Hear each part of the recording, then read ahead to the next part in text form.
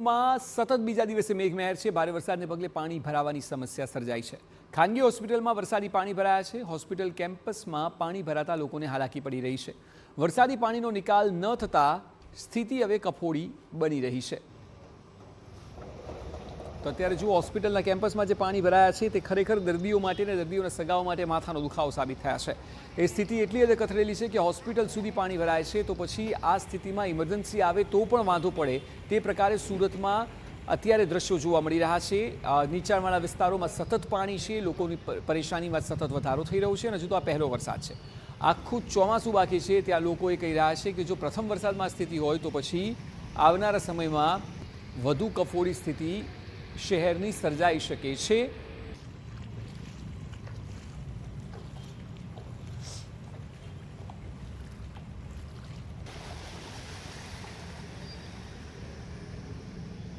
પણ આજ સુધી હું 15 વાર સરપંચ પાસે ગટર માટે હું ગઈ છું, પણ મને કોઈ કીધું છે કે આવશે, પણ એ લોકો આવ્યા નથી।